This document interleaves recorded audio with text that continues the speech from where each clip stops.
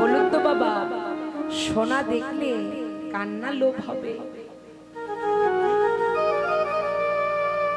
সোনা দেখলে কান্না মনের মধ্যে লালসা হবে।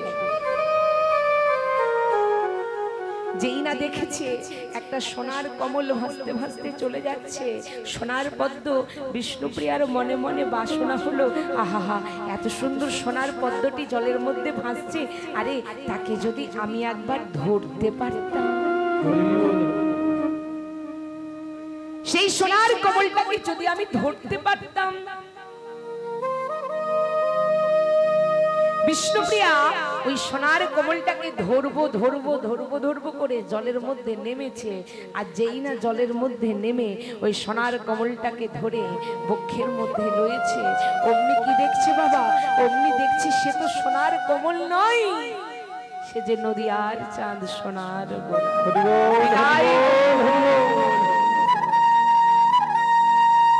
এবার বিষ্ণুপ্রিয়া সেই নদিয়ার চাঁদ সোনার গোরার রূপটাকে দর্শন করে তাকে দেখে ঘরের মধ্যে ফিরে এলেন।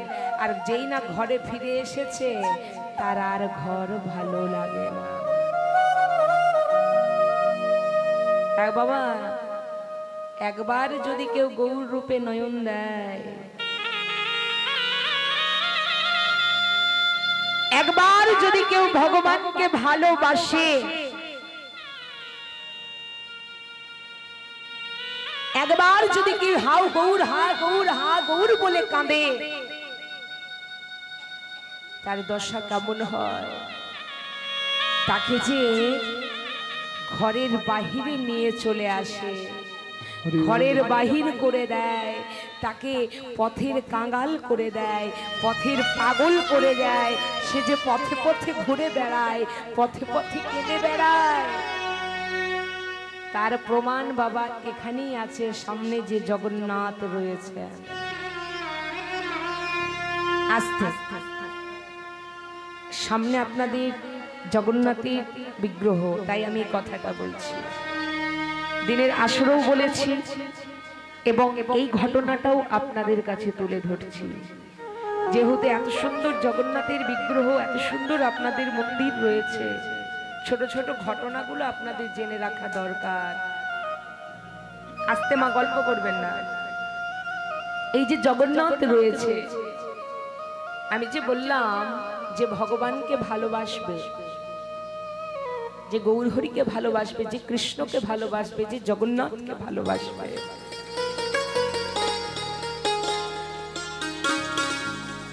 ভগবান তাদেরকে পথের পাগল করে দেয়, পথের কাঙ্গাল করে দেয়, পথের ভিখারি করে দেয়। তার প্রমাণ দেখুন।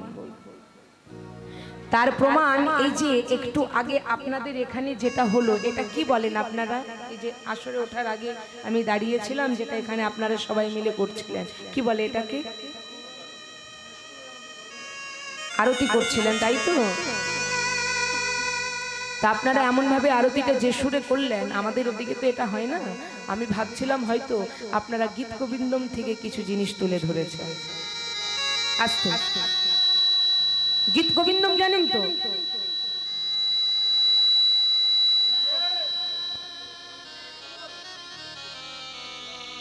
গীত গোবিন্দ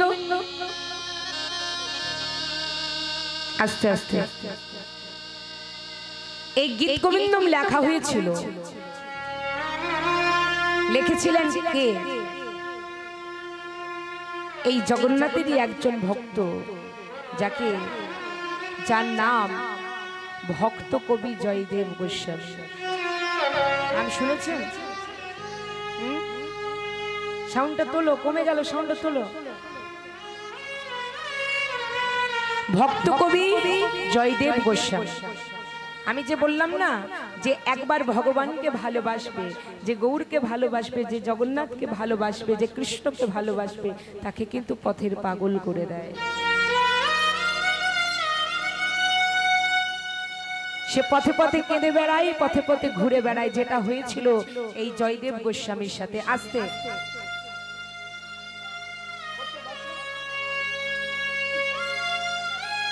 এই জয়দেব গোস্বামী জন্মগ্রহণ করেছিলেন, খুব মন দিয়ে শোনো।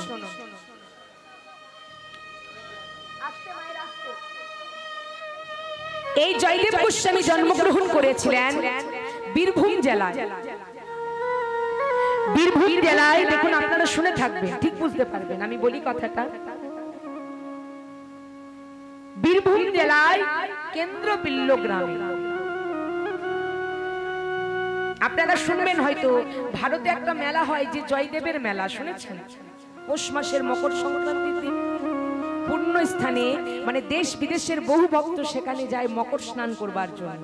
আমি ঘটনাটা বলি, তাহলে বুঝতে পারবেন। এই জয়দেব গোস্বামী জন্মগ্রহণ করেছিলেন বীরভূম জেলার কেন্দ্রবিল্ল গ্রামে। বাবার নাম ছিল ভোজদেব গোস্বামী আর মায়ের নাম ছিল বামা দেবী। জয়দেব কিন্তু খুব অল্প বয়সে মাতৃহারা হয়, মানে মাকে হারিয়ে ফেলে, মা মারা যায়। যখনই তার মা মারা যায় তখনই জয়দেব তার বাবা কি করে, এইটুকু ছেলে তো খুব কষ্ট করে, তারা ছিল খুব গরিব, খুব কষ্ট করে জয়দেবকে বড় করতে থাকে। একটু একটু করে বড় হয়, কিন্তু দেখবেন বাবা আগুন কখনো ছাই চাপা থাকে না, থাকে? আপনি আগুনকে যদি বলেন ছাই দিয়ে চেপে রাখবেন, রাখা যায়? রাখা কিন্তু যায় না। জয়দেব মাত্র 11 বৎসর বয়সে, মানে জয়দেবের যখন মাত্র 11 বৎসর বয়স, তখন তার কাব্য প্রতিভা পাণ্ডিত্য পণ্ডিত সমাজের সামনে তুলে ধরে।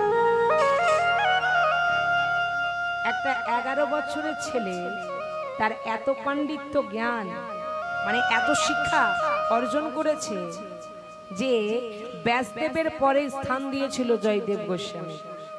চিন্তা করুন, ব্যাসদেব সে কত বড় পণ্ডিত যে 18টি পুরাণ 4টি বেদ রচনা করেছিলেন। সে মহামুনি ব্যাসদেবের পরে স্থান দিয়েছিল জয়দেব গোস্বামী। আমাদের যেমন বিচার করা হয় না স্কুলের মাস্টার, মনে করুন একজন মাস্টার, আমরা যেমন বিচার করি, ওই মাস্টারের যে শিক্ষা ওর সাথে কারো তুলনা হয় না, ওর পরে ওই মাস্টার, একের পরে এক তুলনা হয়। ঠিক তেমনই তুলনা যে এত বড় পণ্ডিত ব্যাসদেব, তারপরে স্থান দেওয়া যাবে জয়দেব গোস্বামীকে, মানে একটা 11 বৎসরের ছেলে। নিত্য প্রতিদিন জয়দেব গুরুদেবের পাঠশালায় পড়তে যায়। তখনকার দিনে তো বাবা এত নামি দামি স্কুল কলেজ ছিল না, ছিল পাঠশালা। পাঠশালায় পড়তে যেত, পরনে কি ছিল জানেন? মোটা ধুতি। এখনকার দিনে ছেলে মেয়েরা পড়বে? পড়বে? ধুতি পড়তে চাইবে? ধুতি পরে যদি স্কুলে কলেজে পাঠানো হয়, যাবে? হ্যাঁ? আগেকার দিনে ছিল পরনে মোটা একটা ধুতি, আর হাতে ছিল পুঁথি আর স্বরের কলম। আমরা যে লিখি না, সেটা ছিল স্বরকাঠি আর মাটির কালির দোয়াত। যা নীতি প্রতিদিন পড়তে যায়, আর বনের মধ্যে দেখা হয় কেউ যেন মধুর সুরে বাঁশি বাজায়। নীতি প্রতিদিন দেখা হয় কেউ যেন বাঁশি বাজায়। একটা ছোট্ট রাখাল বালক এসে তার কাছে দাঁড়ায়। নীতি প্রতিদিন তার সাথে কথা বলে, তারা বনের মধ্যে খেলা খেলে। ছোট্ট একটা রাখাল বালক মুরলীর ধ্বনি করে, আর জয়দেব তাকে দেখে সব পুঁথিতে লিখতে আরম্ভ করে। দেখবেন যারা পণ্ডিত হয় তাদের স্বভাব কি বলুন তো, যেখানে যা পাবে সব লিপিবদ্ধ করে রাখবে। এইভাবে দেখা হতে হতে জয়দেবের বয়স যখন হয়ে গেল 16 বৎসর, তখন সে উন্মাদ হয়ে গেল, পাগল হয়ে গেল। ওই যে বললাম, দেখো যারা একবার ভগবানকে ভালোবাসবে, ওই যে রাখাল বালক, সেটা তার অন্য কেউ নয়, সে যে স্বয়ং ভগবান শ্রীকৃষ্ণচন্দ্র। বনের মধ্যে দেখা হয়, নীতি প্রতিদিন তাদের দেখা হয়। দেখা হতে হতে এত বড় পণ্ডিত জয়দেব হঠাৎ কেন পাগল হয়ে গেল, উন্মাদ হয়ে গেছে। 16 বৎসর বয়স তার। কেন জানেন না বাবা? এটা ছিল তার পূর্বজন্মের অভিশাপ।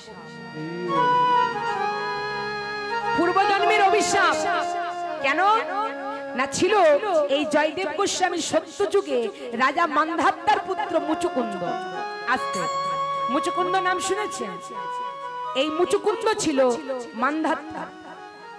এই রাজা মুচুকুন্দ যখন স্বর্গরাজ্যে অসুরদের সঙ্গে প্রেমদাদের তুমুল যুদ্ধ হয়, তখন বারবার দেবতারা যখন হেরে যায়, দেবতারা হেরে যাচ্ছে অসুরদের কাছে, তখন সমস্ত দেবগণ ওই অসুরদের কাছে নারায়ণের শরণাপন্ন হয়েছিলেন। নারায়ণ তখন বলেছিল, তোমরা যদি এইভাবে যুদ্ধ করো অসুরদের সাথে কোনোদিন জয়ী হবে না। এক কাজ করো, তোমরা